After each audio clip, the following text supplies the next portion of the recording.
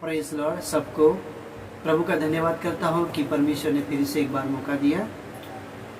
वचन बताने से पहले मैं आपसे कहता हूँ कि ये वीडियो अंत तक देखिए और परमेश्वर का आशीष प्राप्त करें। आइए हम प्रार्थना करेंगे। प्यारे पिता, हम आपका धन्यवाद करते हैं सुंदर अवसर के लिए जो हमारे जीवन में दिया है। शुक्रिया करते परमेश्वर पिता, फिर से वचन के द्वारा बातचीत करें। प्रभु यीशु मसीह हर एक वचन सुनने वाला प्रभु जी आशीष का कारण हो और प्रभु की महिमा हो। यीशु के नाम से मांगते हैं, आमीन आमीन आमीन। आज का विषय है एक निर्णय मनुष्य का भविष्य बदल सकता है। यानी कि निर्णय, ये सब्जेक्ट है और परमेश्वर ने अपना निर्णय अपनी योजना के द्वारा बताया है। आइए हम बाइबल का वचन खोलेंगे। यिर्मयाह उसका 29 अध्याय और 11 वचन पढ़ते हैं। क्योंकि यहोवा की यह वाणी है कि जो कल्पनाएं मैं तुम्हारे विषय करता हूँ उन्हें मैं जानता हूँ। वे हानि की नहीं वरन कुशल ही की है और अंत में तुम्हारी आशा पूरी करूँगा। ये वचन जो लिखा है वो ये है कि जो कल्पना मैं करूँगा वो हानि की नहीं है। यानी जो परमेश्वर योजना करेगा वो हानि की नहीं है। जो परमेश्वर निर्णय लेता हमारे जीवन के बारे में वो नुकसान का नहीं है, हानि की नहीं है और अंत में हमारी आशा क्या करेगा, पूरी करेगा। क्योंकि परमेश्वर का वचन सत्य है और जो कुछ प्रभु का वचन कहता है वो सही होता है। देखिए, फिर से कहता हूँ कि जो निर्णय परमेश्वर लेता है हमारे जीवन के लिए वो हानि का नहीं है, अच्छा है। लेकिन उत्पत्ति की किताब उसका 6वां अध्याय और 6 वचन पढ़ते हैं। उत्पत्ति की किताब। और यहोवा पृथ्वी पर मनुष्य को बनाने से पछताया और वह मन में अति खेदित हुआ। देखिए, यहाँ पे लिखा है, जैसे कि हमने पहले वचन पर पढ़ा है कि परमेश्वर जो योजना करता है वो हानि की नहीं करती है। लेकिन यहाँ हम पढ़ते हैं कि परमेश्वर ने इंसान को बनाकर पछताया। तो क्यों, ऐसा क्या कारण है, क्यों अपनी योजना परमेश्वर वहाँ पे ऐसा उनके लिए पछताए बोलता है? तो 5 वचन में उसका उत्तर है। यहोवा ने देखा कि मनुष्य की बुराई पृथ्वी पर बढ़ गई है और उनके मन के विचार में जो कुछ उत्पन्न होता है वह निरंतर बुराई होता है। तो परमेश्वर ने देखा कि जो कुछ उनके अंदर जो विचार उत्पन्न होता है वो बुराई होता है, पाप बढ़ता है। इसलिए परमेश्वर 6वें वचन में पद में लिखा है कि परमेश्वर ने देखा कि पछताया मन इंसान को, क्योंकि जो कुछ उनके अंदर विचार आते थे वो सब बुरा ही आते थे। और फिर बाद में आगे हम उस वचन में देखते हैं, तब यहोवा ने कहा, मैं मनुष्य को जिसकी मैंने सृष्टि की है, जिसकी मैंने क्या किया है, सृष्टि किया है, पृथ्वी के ऊपर से मिटा दूंगा। क्या मनुष्य, क्या पशु, क्या रेंगने वाले जंतु, क्या आकाश के पक्षी, सबको मिटा दूंगा, क्योंकि मैं उनके बनाने से पछताता हूँ। देखिए, आप अगर उस अध्याय को पढ़ेंगे तो किस रीति से परमेश्वर ने उनको नाश किया, आप पढ़ सकते हो। वहाँ पे लिखा है, तो परमेश्वर वहाँ पे लिखा है कि मैं पृथ्वी को क्या करूँगा, नाश करूँगा। तो जो हमने जो यिर्मयाह का किताब में पढ़ा है कि परमेश्वर हमारे लिए जो योजना करता है वो हानि की नहीं करता है, अच्छा ही करता है। तो फिर यहाँ पे जो योजना बनाई वो क्यों ऐसा बनाया, परमेश्वर ने क्यों ऐसा किया? तो हमने पद 5 वचन में उत्तर देखा है कि उनके अंदर जो कुछ विचार आते थे वो बुरा ही आती है, पाप आती है। यानी इतना पाप बढ़ गया, इतनी बुराई बढ़ गई कि वो भाई बहन सभी किसी के साथ वो गलत काम करते थे। इसलिए परमेश्वर ने निर्णय लिया कि इससे अच्छा कि मैं पृथ्वी को क्या कर दूं, नाश कर दूं। तो क्यों परमेश्वर की योजना बदल गई? क्या कारण है परमेश्वर योजना बदलने का? तो हम वहां पे देखते हैं और प्रभु का वचन पढ़ते हैं कि लोगों ने ऐसा निर्णय लिया कि हम अपनी मर्जी से चले। परमेश्वर ने जिसने उनको बनाया उसको छोड़ दिया और अपने मन से जो उनको लगता था उस हिसाब से चलने लगे। तो खतरे में पड़ गए पूरी दुनिया। नोहा के समय के जितने भी लोग थे वो सब खतरे में पड़ गए। तब परमेश्वर ने नोहा से कहा कि मैं इनको मारना चाहता हूँ। इसलिए परमेश्वर ने एक उपाय भी किया, लेकिन बुराई में उन्होंने मन लगाया और वही निर्णय लिया लोगों ने। और वहां पे लिखा है कि परमेश्वर ने सभी को नाश कर दिया, केवल नोहा का परिवार को छोड़कर। तो हम जो वचन हमने पढ़ा है, क्या परमेश्वर हमारे लिए नुकसान की योजना कर सकता है? नहीं। लेकिन यहाँ हम देखते हैं कि निष्काम की योजना किया, क्यों? क्योंकि उनकी बुराई बढ़ती गई, वो पाप में बढ़ते गए। तो निर्णय परमेश्वर चेंज क्यों करता है? क्यों अपनी योजना को चेंज कर देता है? परमेश्वर तो अटल है। हम भी ऐसे करते हैं कि परमेश्वर ने हमें चुना है और हम अपनी मर्जी से चलते हैं। मेरे प्रियो, ऐसा नहीं होता है। परमेश्वर ने हमें चुना है उसकी योजना में बने रहने के लिए, और जो योजना परमेश्वर हमारे लिए भलाई की रखा है वो हमें मिलने के लिए, ताकि अंत में परमेश्वर हमारी इच्छा को, आशा को पूरी करना चाहता है। लेकिन कई बार हम चलते चलते, कई बार हम प्रभु के प्रार्थना करते करते, कई बार परमेश्वर का वचन सुनते सुनते हम अपनी मर्जी से या अपने मन में बुराई कर लेते हैं, और फिर बाद में धीरे धीरे मैं ऐसा नहीं कहता हूँ, प्रभु का वचन कहता है जिस रीति से नोहा के समय लोगों को छोड़ दिया, तो आज की स्थिति भी ऐसी हो सकती है। ऐसा मैं नहीं कहता, प्रभु का वचन कहता है यदि सारी दुनिया के लोग, परमेश्वर चाहता है कि उसके पास आए, उसके नजदीक आए, घुटना टेके, लेकिन लोग अपने मन से चलना नहीं छोड़ते। जो अपने मन से अपना मन लगाकर अपने मार्गों को चुन लिया, लोगों ने अपनी मर्जी से मालिक बन गए हैं। किसी ने कहा कि ये दुनिया हमारी मुट्ठी में है, दुनिया हमारी क्या है? मुट्ठी में है। तो आज जो परिस्थिति आई है इस बीमारी से, क्यों आप इस बीमारी से बचा नहीं सकते? नहीं मेरे भाइयों, परमेश्वर जी चाहे वो ही कर सकता है। मनुष्य ने जी चाहा वो किया, मनुष्य जो पसंद है वो किया, लेकिन परमेश्वर जब ठान लेता है तो उसे कोई नहीं रोक सकता है। तो परमेश्वर ने यहाँ पे ठान लिया कि मैं इस धरती को क्या कर दूं? नाश कर दूं। और आप पढ़िए उस वचन को, किस रीति से परमेश्वर ने उनको मार दिया। तो अभी परमेश्वर ने हमें भी चुना है, हमारे परिवार में चुना है, ताकि हमारे परिवार को क्या करे? उद्धार करे, बचाए। ये हमारे लिए अच्छी योजना रखी है, और अंत में हमारे लिए अच्छा प्रतिफल देना चाहता है। हो सकता है बादलों पर, हो सकता है स्वर्ग में, वो उसकी योजना के अनुसार। लेकिन प्रश्न है, जिस रीति से परमेश्वर ने हमें चुना है उस रीति से हमें बने रहना चाहिए, उसकी योजना में बना रहना चाहिए, तभी उसकी योजना हमारे लिए अंत में फायदा है।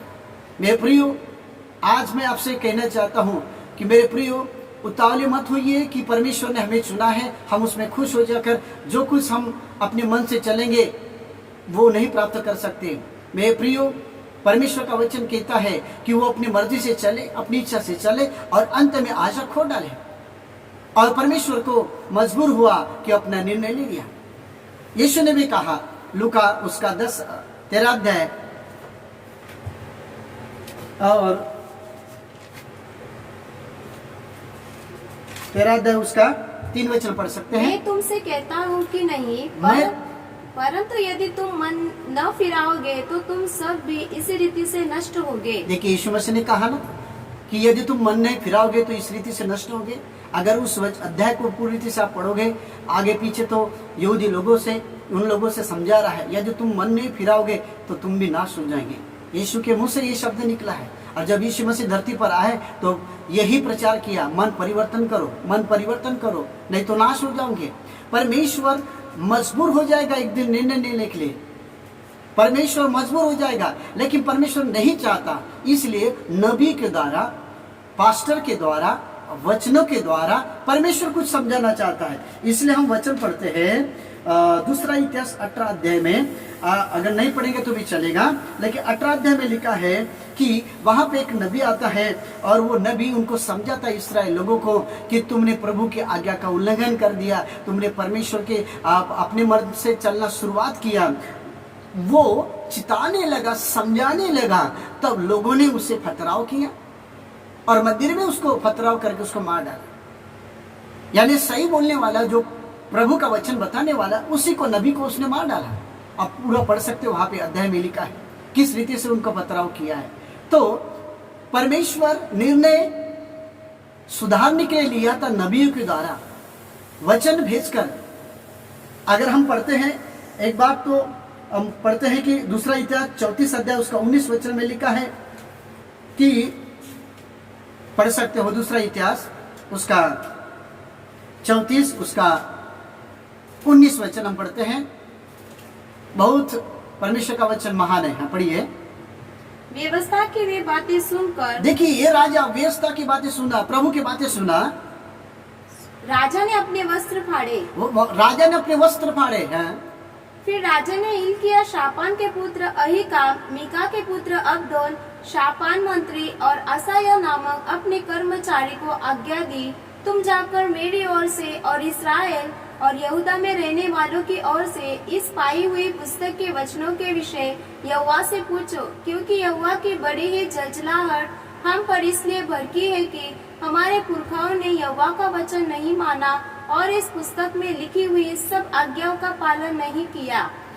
देखिए, आप उसको रीति से अच्छी रीति से पढ़िए कि परमेश्वर वहाँ पे कहता है कि जो बाइबल उनको दी थी, जो व्यवस्था उनको दी थी, वहाँ पे लिखा है कि वो वहाँ लिखा है वैसा उन्होंने किया नहीं, आज्ञा को तोड़ दिया। तब इसमें जाके वहाँ पे और आगे पढ़ते हैं तो लिखा है कि हमने वहाँ पे जो लिखा है वैसा किया नहीं, इसलिए श्राप आ गया, परमेश्वर का दंड आ गया, वहाँ पे लिखा है। तो परमेश्वर ने हमारे लिए उपाय रखा था कि जो शास्त्र हमारे हाथ में दिया, जो शास्त्र, जो पवित्र वचन हमारे, जो प्रभु के वचनों के द्वारा हमें दिया, ताकि हमारी आंखों को क्या करें, खोलने के लिए दिया। लेकिन लोगों ने निर्णय नहीं लिया। लेकिन जब निर्णय लेते हैं तो परमेश्वर की योजना हमेशा अच्छी ही सफल बनी रहती है। मेरे प्रियो, मैं कुछ बातें आपको बताना चाहता हूं जो हम सीख सकते हैं। वो ये है, यदि हम लोग लगातार किसी बुराई में हम बने रहेंगे तो, किसी भी बुराई में, ध्यान से सुनिए, किसी भी बुराई में अगर हम लगातार अगर बने रहेंगे तो हम खतरे में आ सकते हैं और परमेश्वर निर्णय चेंज कर सकता है। इस बात को ध्यान से सुनिए, मैं क्या कहता हूं। दूसरी बात, यदि हम किसी गुप्त पाप में रहते हैं, किसी गुप्त पाप में रहते हैं और वो किसी को नहीं मालूम, हम चर्च में जाते हैं, प्रार्थना करते हैं, घुटना टेकते हैं, सारे काम करते हैं, लेकिन हमारे कुछ बातों को नहीं मालूम, किसी को लोगों के सामने दिखा रहे, लेकिन याद रखिए हम खतरे में आ सकते हैं, क्योंकि परमेश्वर हमारे अंदर को जानता है। हम खतरे में जीवन नहीं, हम खतरे में डाल रहे हैं क्योंकि गुप्त रख रहे कुछ बातों को, उसे मन नहीं फिराया। तो जो योजना परमेश्वर रखा है हमारे लिए, वो नुकसान भी हो सकती है। यानी जो परमेश्वर की योजना नुकसान नहीं है, हम ना बदलने के कारण वो योजना परमेश्वर हमारे लिए, हमारे हाथ में छोड़ देता है। यदि हम उसकी आज्ञा का पालन नहीं करेंगे तो, उसके वचनों को नहीं मानेंगे तो, याकूब उसका 1 अध्याय 22 वचन में लिखा है,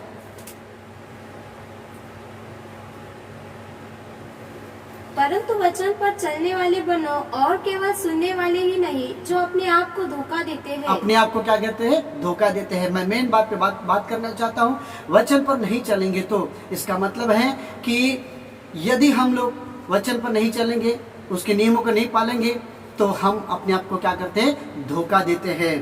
तो और एक बात हम देखते हैं कि देखिए, मैं बाइबल पढ़ना, चर्च में जाना, घुटना टेकना, ये सब बहुत अच्छी बात है, लेकिन उसके साथ ही साथ हमारा मन परिवर्तन होना जरूरी है, हमारा हृदय परिवर्तन होना जरूरी है, क्योंकि परमेश्वर हमारे लिए अच्छी योजना बना के रखा है।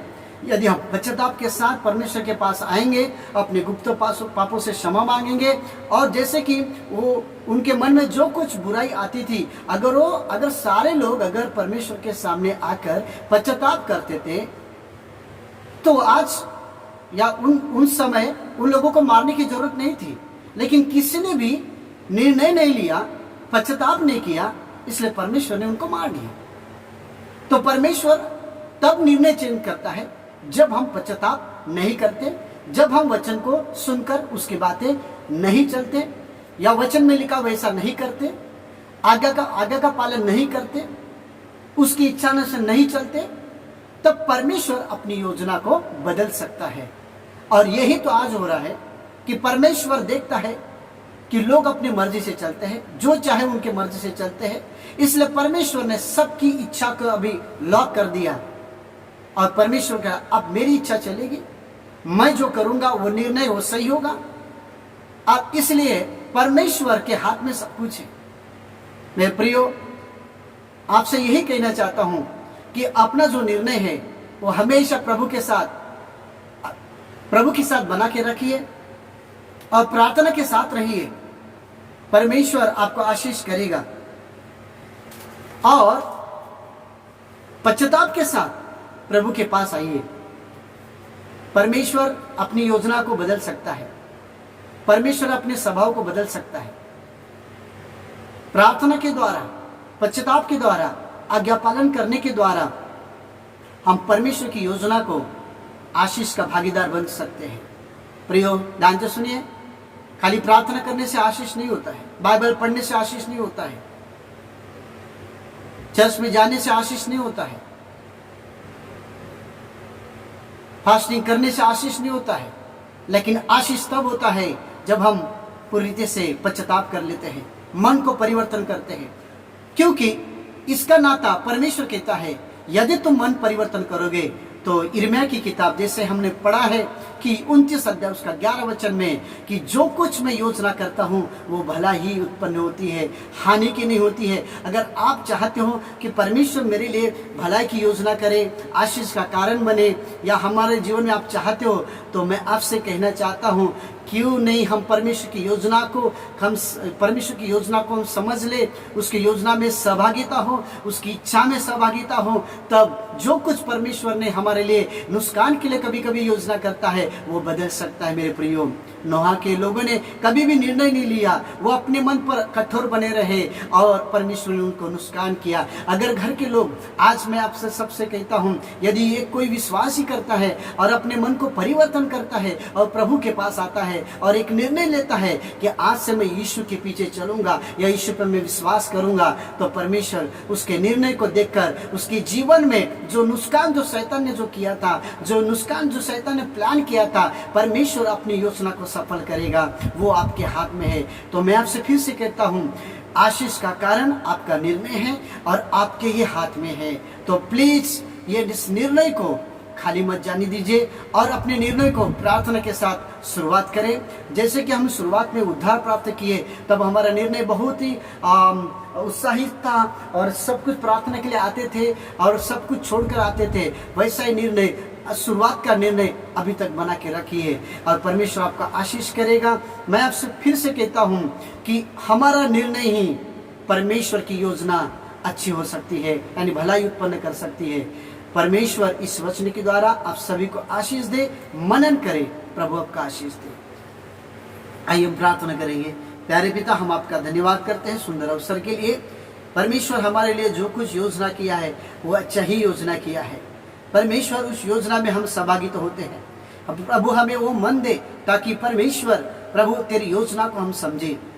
शैतान हमारे लिए बुरी बुरी योजना करता है, नाश करने का प्लान करता है, लेकिन आज हम नम्र होकर, पश्चाताप होकर प्रभु के पास आते हैं और परमेश्वर की योजना हमारे ऊपर प्रबल होगी, सामर्थ्यशाली होगी, क्योंकि प्रभु के हाथ में हम समर्पण करते हैं। परमेश्वर, हम निर्णय लेते हैं सारे लोग पिताजी कि प्रभु तेरा वचन जो सुना है पिताजी, हमेशा आपके साथ बने रहेंगे और निर्णय को प्रभु जी कभी भी हम ढीला नहीं रखेंगे, मजबूत बना के रखेंगे। प्रभु हमें ताकत और शक्ति दे ताकि हमारा निर्णय किसी भी दुख में हो, तकलीफ में हो, चाहे किसी भी परिस्थिति में हो या बीमारी में हो, हमारा निर्णय प्रभु के साथ चलने का हो पिताजी और पश्चाताप के साथ हो पिताजी। धन्यवाद प्रभु जी, प्रार्थना सुनने के लिए यीशु के नाम से मांगते हैं। आमीन, आमीन, आमीन। प्रभु आपका आशीष दे।